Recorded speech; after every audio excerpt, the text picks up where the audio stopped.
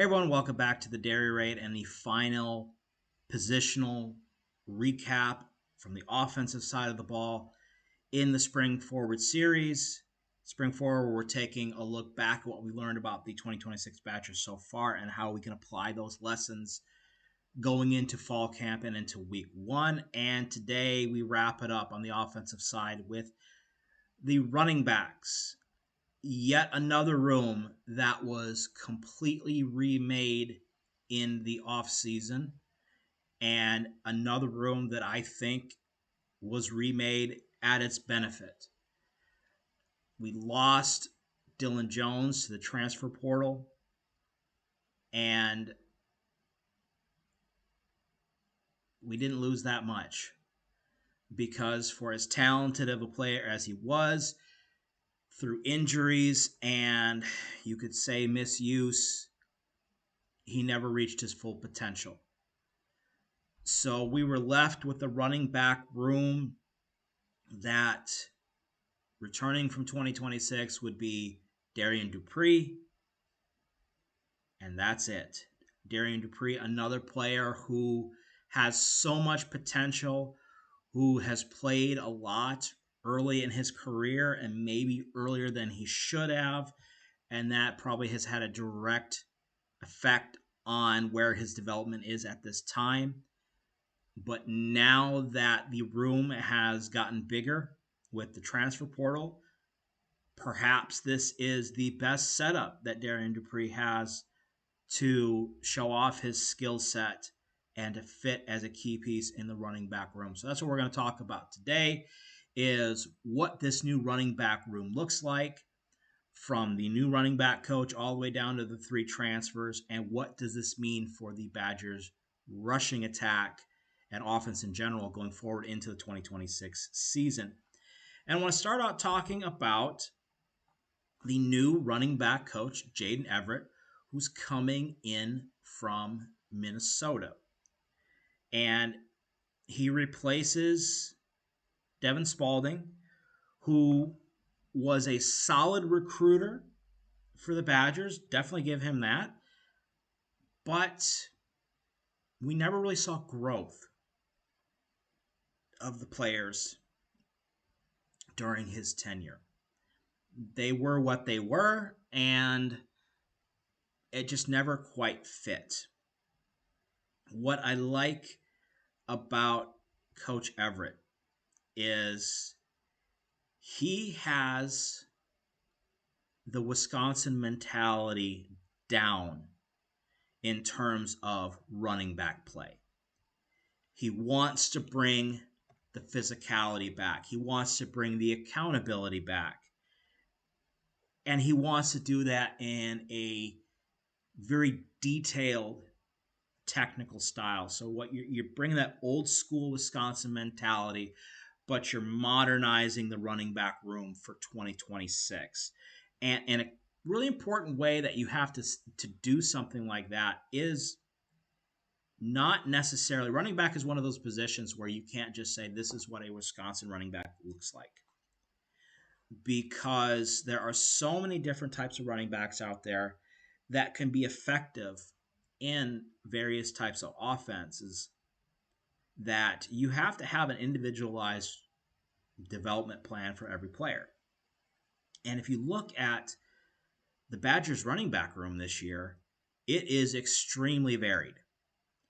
And I think they complement each other very well. That's another word that you heard a lot from Coach Everett during his media availability,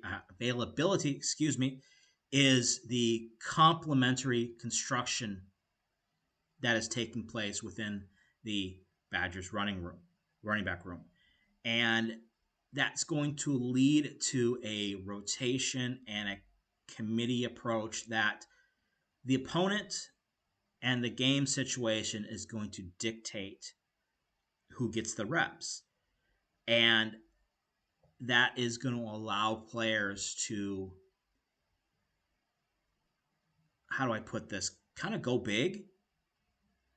Because if the coaching staff is putting them in a certain situation, it is because their skill set fits that situation. So that you would hope that would take a little bit of the second guessing out of that. So I like the eye to the past, reminding the players this is the Big Ten. You have to be violent. You have to be violent at finding the points of attack. Making sure that he is in touch with the alumni, which is an ever-growing importance in this program, and especially for someone coming from the outside. Because football is football, running back is running back, but what does it mean to be a running back at Wisconsin? That's something I think that has been lost for several years. Like, honestly, back to Jonathan Taylor was the last running back to me that felt like he understood Wisconsin and Wisconsin running back play. So where we stand right now, I think the room is in a good place. I think Coach Everett is in a really good mindset to how running backs should play at Wisconsin. He's doing a pretty good job on the recruiting trail from what it looks like so far. Now it's just going to have to be, how does he work in game management? How is he going to work in practice? And how are his players going to develop? Because for this running back room to be successful, obviously, the top of the depth chart has to be successful, but there has to be growth, and then the growth leads to production as we go farther down the line. All right, so with the limited information and what we have seen about the Badgers running backs this spring, has there been any clarity? Is there anything that we have learned so far about the Badgers running back room that we can hang our hat on to say, yes, this, I understand where we stand with this right now? I think yes and no. This running back room is going to be built on stylistic contrast, meaning your top three running backs are all very different. Between those three running backs, we have downhill physicality, perimeter explosion, schematic flexibility, and varying levels of speed. Yet, they all fit the wide zone blocking scheme. They have the ability to get downhill, and they have the wheels to pop it outside when the opportunity calls for it. And you combine that with a mobile quarterback who is going to help create cutback lanes simply by the fact that he could keep the ball at any point. You have multiple backs that offer different styles, but they are all fits for the base offense.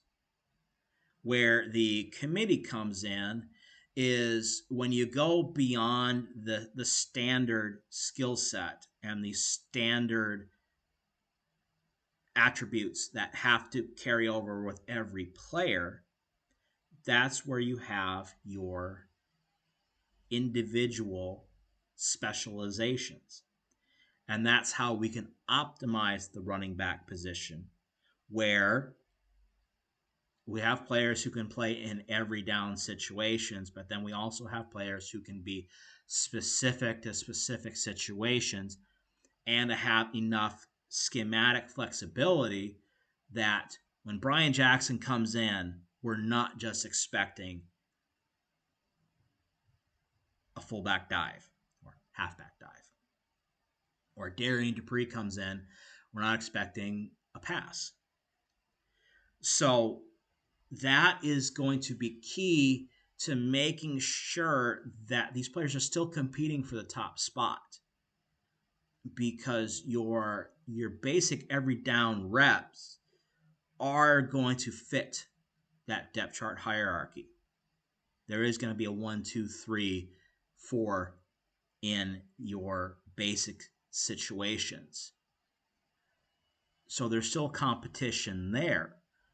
And then they work on honing their individual skills so that when your short yardage, your open field situation, your third down situation, whatever situation comes up, the guy who fits that role is not only best suited to take that role, but to excel in that role. So I like that we have a running back room that fits what we are looking for in a Wisconsin running back, but offers enough versatility that in the aggregate, and I'm using that word again, we have the ability to have a fully functioning running back room at all times.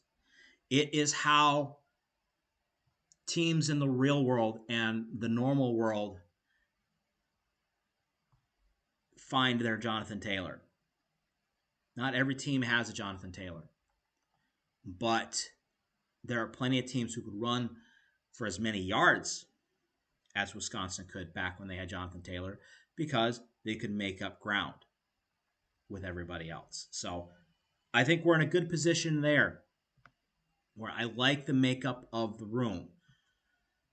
The concerns that are coming out of spring ball is, well, depth.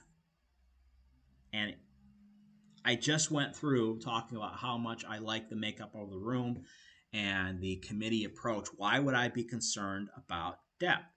Well, it's because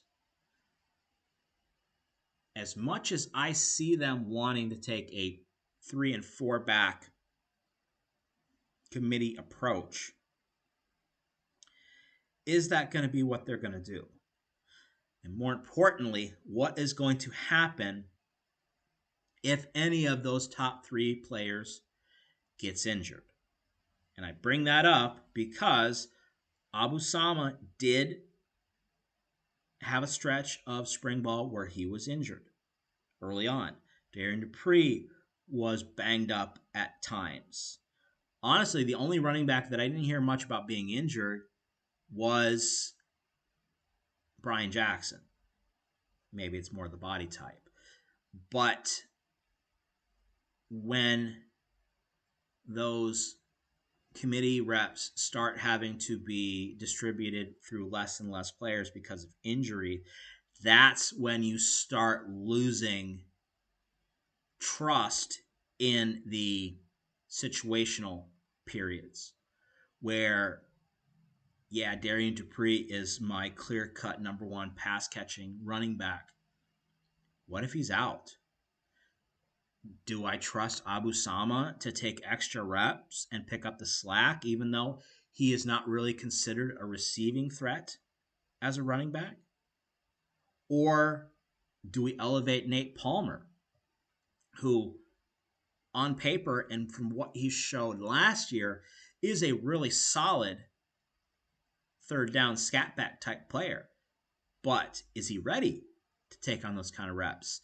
So while there is more clarity in what this running back room looks like, there is still a level of uncertainty.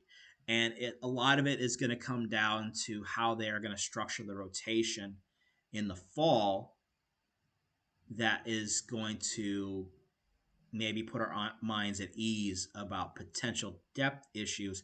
Even though there's so much talent in the room, there can still be some depth concerns.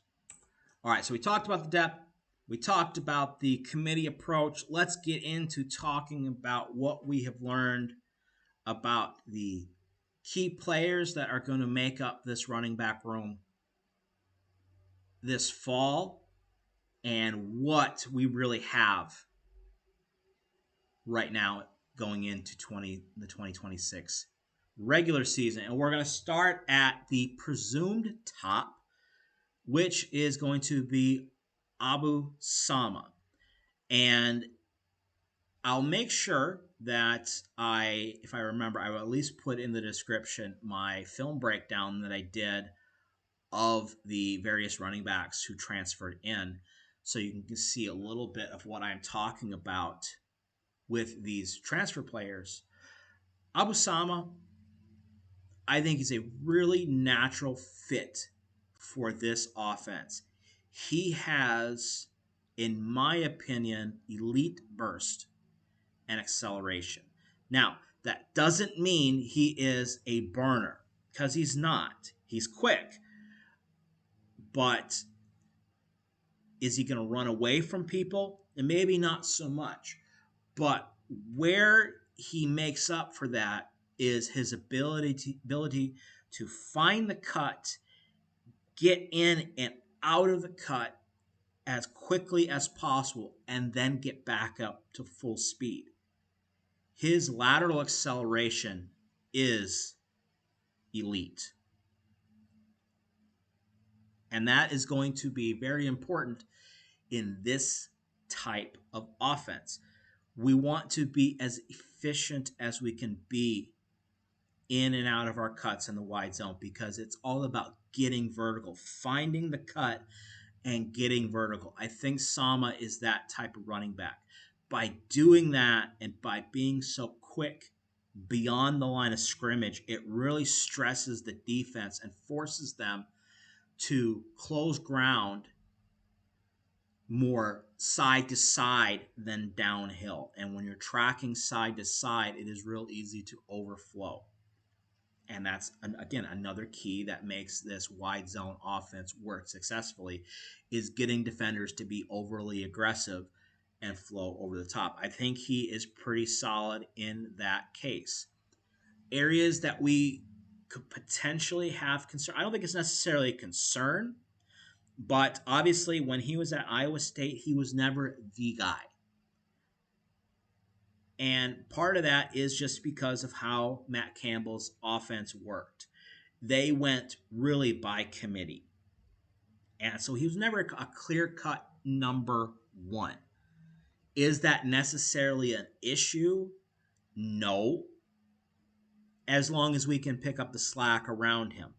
So while I think he is at the top of the depth chart, I see him as 1A. Your first and second down lead back who can be in most situations, probably going to come off the field in third down situations, and especially in third down pass receiving situations,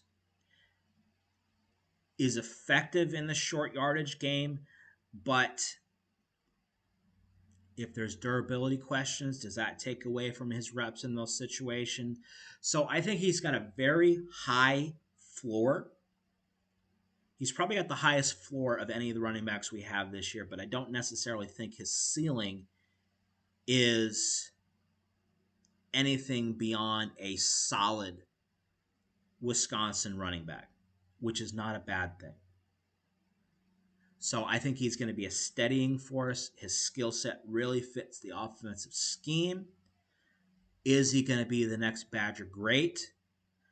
I think he has the potential to be the next entry into the Badgers Hall of Very Good, joining your Corey Clemens, Daria Gumbawale, Anthony Davis, PJ Hill types. He has that potential. And being his last year in college football, he's going to go for all that he can. So, starting there with Abu Sama. To counter him and complement him is Bryan Jackson, 6'2", 240-pound running back coming in from USC. And what really struck me with what I saw of him, both looking back at his film from last season and in the clips that we saw from spring, is for his size, he really does move well. He is not a jitterbug, but he's a strider. and he can really slash out of his cuts and create space laterally and then get downhill again.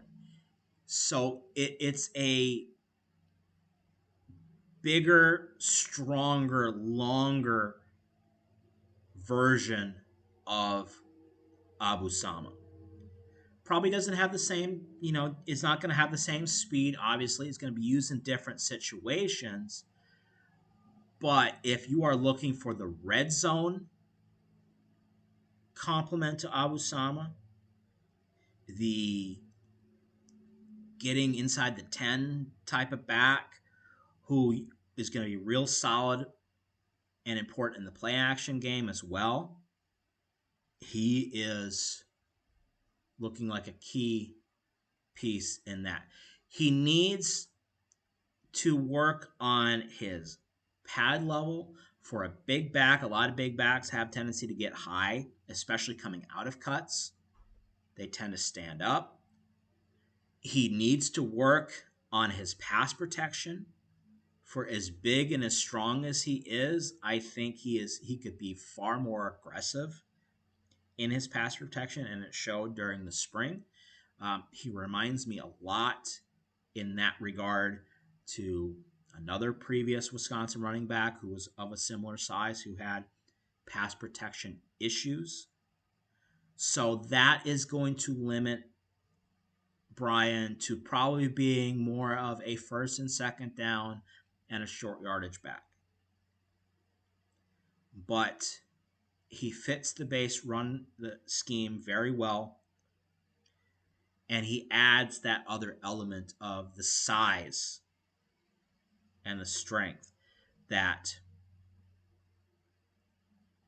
when you want to run your base play, but you need a little more oomph, he's going to be a guy who's going to be able to do that. A real tone-setting, rotational piece, and creates a nice physical contrast to Abu Sama, and it's going to allow maybe to take a little bit of the wear and tear off of Sama that comes from those early down repetitive reps. So that's Bryan Jackson.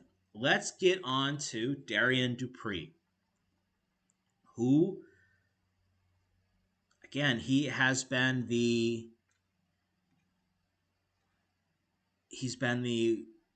is this going to be the year guy since he's been on campus. He came in with so much fanfare, part of that three-headed monster of the 2024 recruiting class. And right now, he's the only one left. And he's got a lot of talent. He does. But the issues that he had going into this spring were durability, and for as quick and as agile as he is, he at times he pitter patters in the gap. He was not decisive in his cuts, and by doing so, he exposed himself to more hits than he should have. I also don't think he was a very good pass blocker, and this is something that I have railed on for a while. Now, what I like about ending my preseason kind of expectations about what the type of player Darrion Dupree is with pass protection is that's actually something that Jayden Everett pointed out, that he thinks Darrion Dupree has become their most consistent pass blocker this spring. Now, that doesn't mean he's the best. That doesn't mean he is the most improved. But he has shown better recognition, processing. His footwork has gotten better, and he's being more aggressive. And really, that right there, just him being more aggressive in pass protection is going to get him so much farther than where he was at this point last year. And then if he can carry that aggressiveness into his running style, be cleaner with his footwork, and make quicker decisions, we know he's got breakaway speed. We saw it against Illinois. And just like that, little peek behind the curtain, my daughter calls me to let me know she's leaving school right now. She didn't need to do that. She could have texted me. So I don't have to start this video over. I hope I can catch where I was and I don't have to edit this. So I'm going to try to find my spot on my notes here, and we're going to keep going. Darrion Dupree. Wherever we were before, this is where we're going to be now. If he can carry that aggressiveness into his running style, it is really going to help. He has gotten visibly bigger and stronger this offseason. He just looks the part now. And he could start stealing reps from Abusama if he can be more consistent. And we obviously know that he is an asset in the passing game, but how much this offense uses the running back in the passing game is yet to be seen. We have seen a little bit of work this spring, maybe not necessarily with Dupree, but with other running backs, with more flats and checkdowns from the running backs, a little bit more, air raid-esque type use of the running back. So maybe we can maximize his skill set by expanding his third down role. But if Darrion Dupree is going to be anything here at Wisconsin, he needs to push Abusama to maybe be the 1B, and where Bryan Jackson is going to become more the situational player. For this, if this offense is working, Darrion Dupree has got to be the guy who splits time with Abusama in every down situations. He's got the skill, and if he's improved the way that Coach Everett says he has, and by the visible presentation that he's given about the work he's done this offseason, he could be a real asset. Or he can continue to be the slight disappointment that he has been for 3 years. We'll see how it goes. I'm going to be optimistic because he has shown that he has put in the work this offseason. Leads us to Nate Palmer, a player that I have been very high on. And unfortunately, my opinion doesn't matter in situations like this. It is clear that he has been brought in as a depth piece. He's probably not going to get a lot of playing time.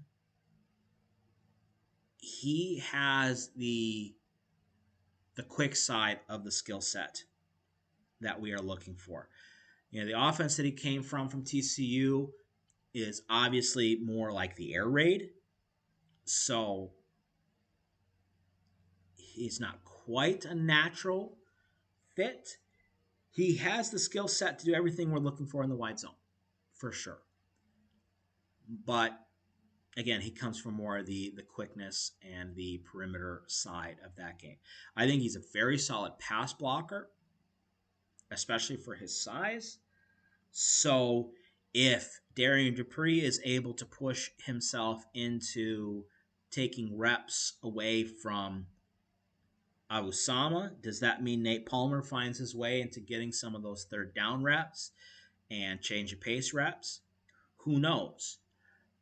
I think he's in a very good position that this time next year, he could be your third down back with Darrion Dupree if he's still in Madison as your starter. So I like Nate Palmer.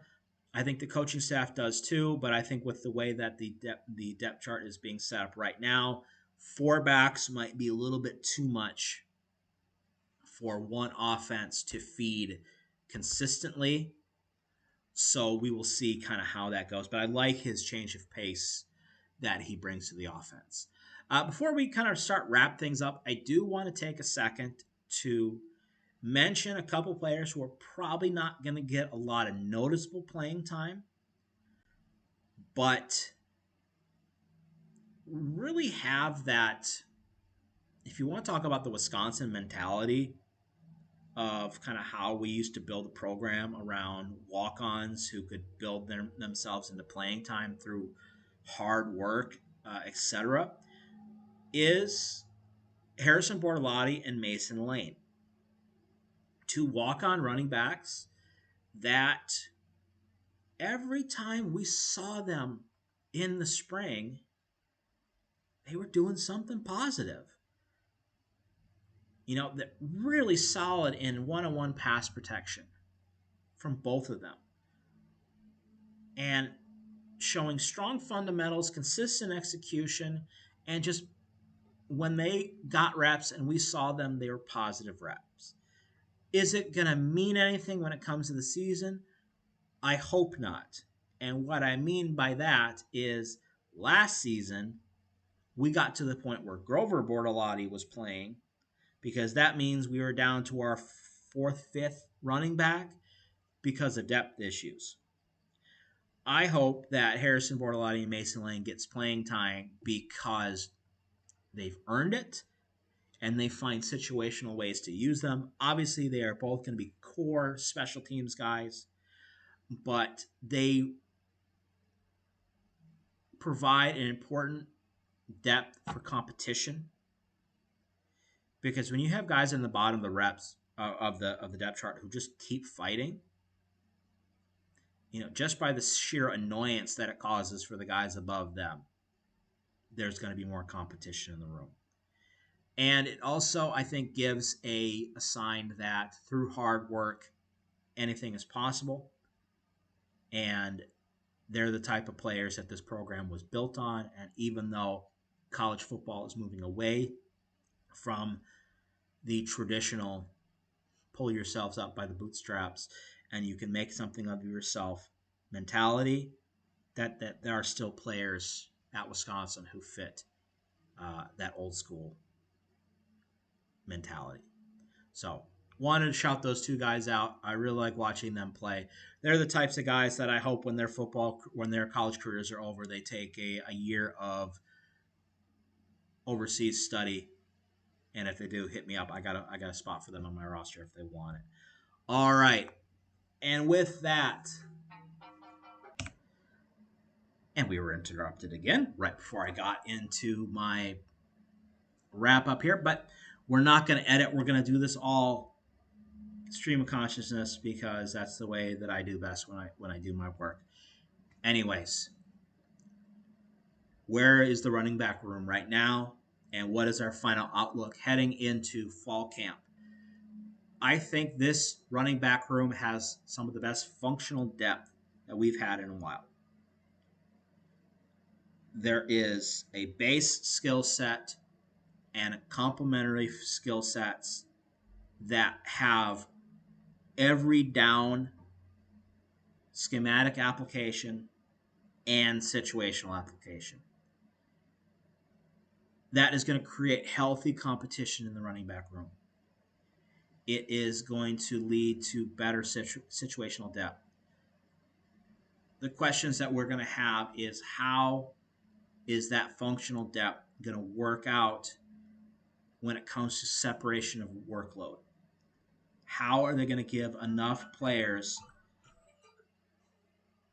enough reps where they feel like they are contributing enough that they want to stay here? So once they can figure out how they're going to separate the workload, we're going to be in okay shape. And then going into fall, can Sama handle the workload that would come from a feature back? And if he can't, is Bryan Jackson there to pick up the slack in the heavy down situations? Is Darrion Dupree there in the every down situations? Can Nate Palmer give us a couple reps? Can we pick up the slack? The skill is complementary, but can the room pick themselves up if the situation calls for it? The coaching philosophy of this room is clear. It is, we're going to use the old school Wisconsin mentality, and we're going to bring Wisconsin football into the 21st century. We've got the players that can do it. Now they need to apply it beyond a practice situation and use it so that this offense can finally, after 4 years, take a step forward and show that we're heading in the right direction. It all starts with the running backs at Wisconsin, and it's going to be the difference between a good year and starting all over again come this winter. Let's hope we don't get there. Anyways, I think we're going to call it there today for the running backs. Again, just a quick overview of what we've learned so far. The next episode of Spring Forward, what I'm going to do is we're going to take a look back at some of the schematic clues that we've got, some of the plays that potentially we've learned about from this spring, and extrapolate as much as we can to maybe see what direction this offense is going this year. It's going to be a lot of speculation and drawing up designs and plays based off of 2 seconds of half of the offense or two receivers at the same time. But as was proven last year, you can learn a lot by a small clip showing a specific thing as long as you know what that could lead to. And that's what we're going to do. We're going to take those small clips and we are going to extrapolate and basically play, if I was the coach, this is where I think the offense is moving, and have some fun in the Darrion Ray classroom. It's been a while since we've done one of those. Get ready to nerd out because that's where I like to live. That'll be next time. Thank you, as always, for listening and for watching and for patronizing the Dairy Raid. I always appreciate the support and the patronage. Hopefully, we're going to be leading into another successful season here. Thank you, as always, for being here. We'll see you next time.